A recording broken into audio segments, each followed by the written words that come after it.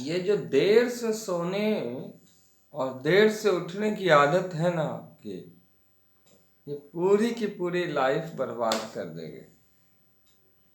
रोज आजकल आप करते रहती हैं, और आपके इसी सोच के कारण हम भी परेशान रहते हैं। आप सुधार लीजिए। आप सोच रहे होंगे हम किसकी बात कर रहे हैं, हम आप ही की बात कर रहे हैं। आप तमाम व्यूअर्स लोगों से कहना चाहते हैं, देर तक जगने और मोबाइल देखने की जो आदत है इसको छोड़ दीजिए। देर से उठने की आदत छोड़ दीजिए। अध्यवसायियों को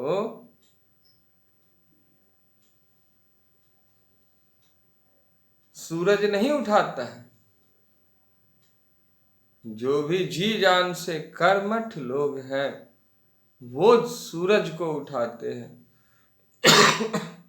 किसान को अगर आप देखें,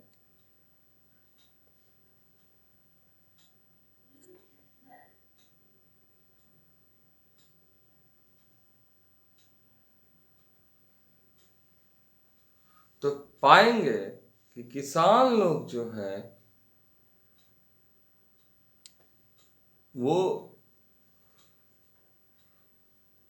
सूरज से पहले उठ जाते हैं।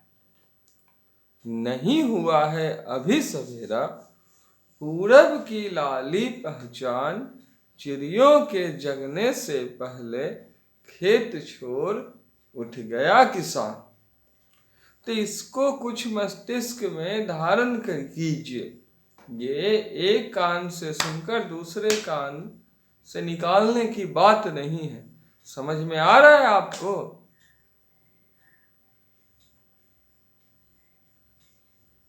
एक दिन, 2 दिन, 3 दिन, 4 दिन, ये सिलसिला चलता ही चला जाएगा।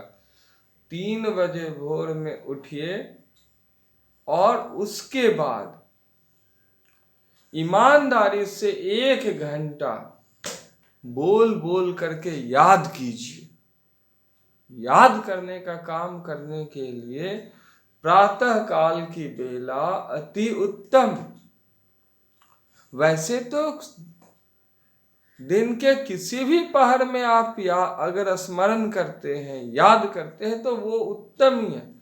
वो तो एकाग्रता के ऊपर निर्भर करती है कि किस हद तक आप उसके लिए तत्पर हैं। इसके बावजूद कहना चाहेंगे कि जैसे रात में घड़ी की सुई की आवाज़ आप सुन सकते हैं, सुबह में घड़ी की सुई की आवाज़ आप सुन सकते हैं भोर में, तो ठीक उसी समय में जब चारों ओर पिन ड्रॉप साइलेंस हो, उस समय में अगर आप याद करते हैं तो याद करना आसान हो जाता है। जहाँ पे मस्तिष्क को भ्रमण करने की गुंजाइश न हो, वहाँ पे स्मरण तीव्र हो ही जाएगी। लालटेन में पढ़ने वाले बच्चे अक्सर टॉप किया करते थे और आज भी करते हैं। आपको हमेशा श्रम पे ही विश्वास करना होगा और दूसरों के लिए समाधान का अंग बनिए। जिज्ञासाओं को नई उड़ान दीजिए, जिज्ञासाओं को लगनशीलता का पंख दीजिए, हौसलों को नई दिशा दीजिए। अन्यथा आप इस बात को समझ ही नहीं पा रहे कि पानी में उतरे बिना तैराक नहीं बना जा सकता।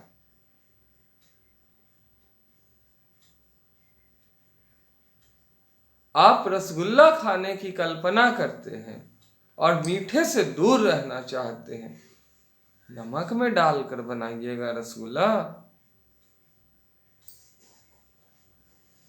ये कैसे हो सकता है? होने को तो खैर कुछ भी कर दीजिए, मुर्गी नहीं उड़ता है, कसम बिना पेंदे की लोटे की, अंडे उड़ा दीजिए, क्या जाता है? ठीक है, तलवार से कपड़े सीना शुरू कर दीजिए।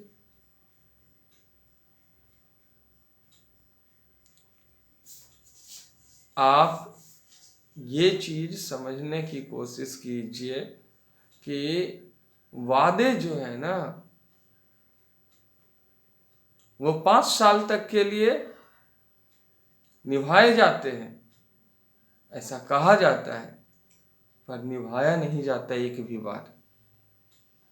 सभी लोग कहते हैं कि हम 5 साल के लिए वादे निभाएंगे, लेकिन वो लोग निभाते नहीं। तो ऐसी वाणी आप मत बोलिए कि दूसरों को दिलासा दे, खुद भी झांसे में रहे, सबको झांसा दे। आज से सुधर गए नहीं, 6 बज जाते हैं, 7 बज जाते हैं, मम्मी आती है उठाने के लिए, पिताजी आते हैं उठाने के लिए। ऐसी बात नहीं होनी चाहिए। निद्रासन एक ही व्यक्ति के लिए उपयुक्त है।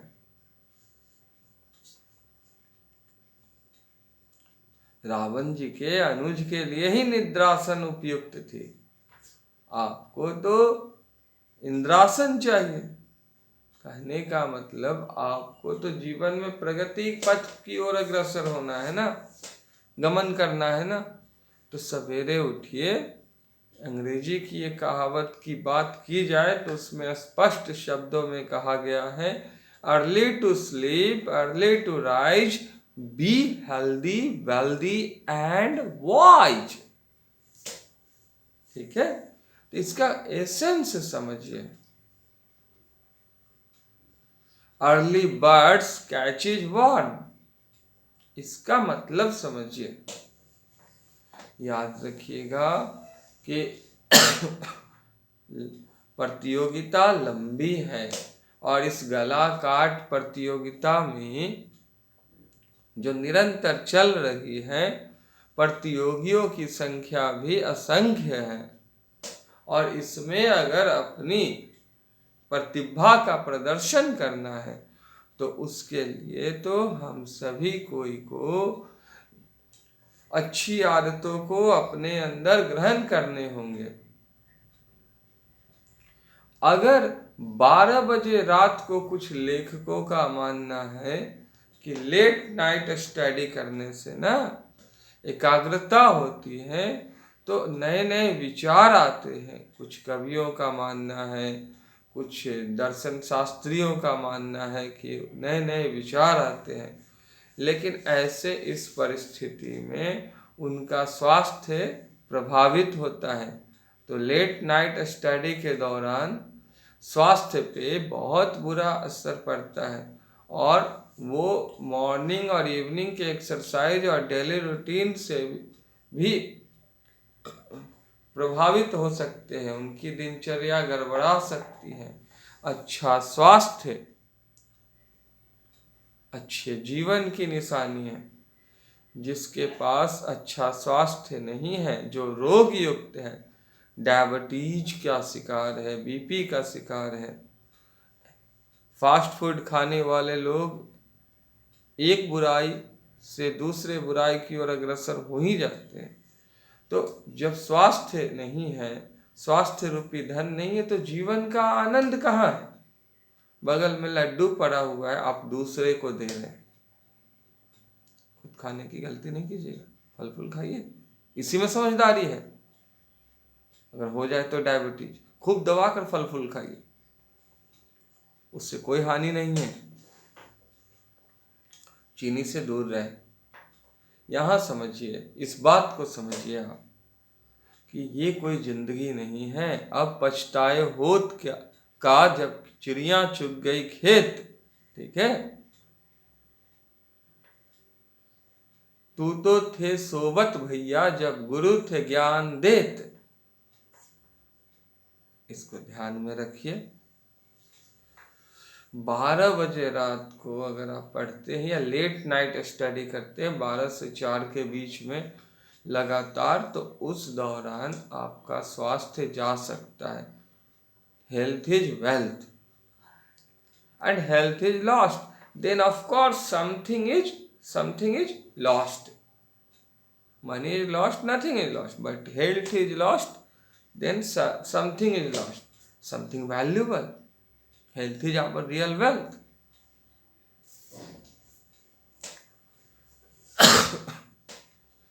तो आप लोग ये चीज समझिए कि लेट नाइट स्टडी ना करें। अगर अधिक समय तक लेट नाइट, एक दो बार इमरजेंसी में है, कुछ दिनों के लिए है, इमरजेंसी है, जैसे कुछ जग होते हैं, शादी विवाह हो जाते हैं, मरनी हरनी हो जाती है, तो उस दौरान इस तरह की, चलो कोई बात नहीं, जर्नी हो जाती है, लेकिन ऐसा काम ना करे लगातार, तो बिल्कुल ना करें। रात के बजाय सुबह 3 बजे उठ जाए, क्योंकि दिन भर का शरीर थका हुआ है काम करके, अब उसको और पेर रहे हैं। गन्ने के जूस को तो पूरा निकाल लिए, अब बचा सूखा हुआ, उसको भी डाल करके निकाल रहे, वो बेचारा कहाँ से देगा, रिफाइन देगा आपको। इसको समझने की कोशिश कीजिए, एकदम माइंड में धारण कीजिए।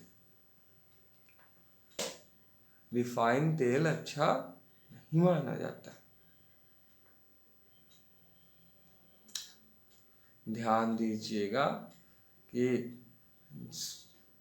चूसे हुए गन्ने को अत्यधिक चूसने की आवश्यकता नहीं है।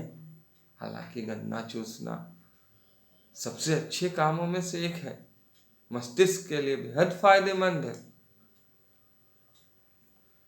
तो सुबह सुबह उठिए और ये बात ध्यान में रखिए, सुबह सुबह उठने के बाद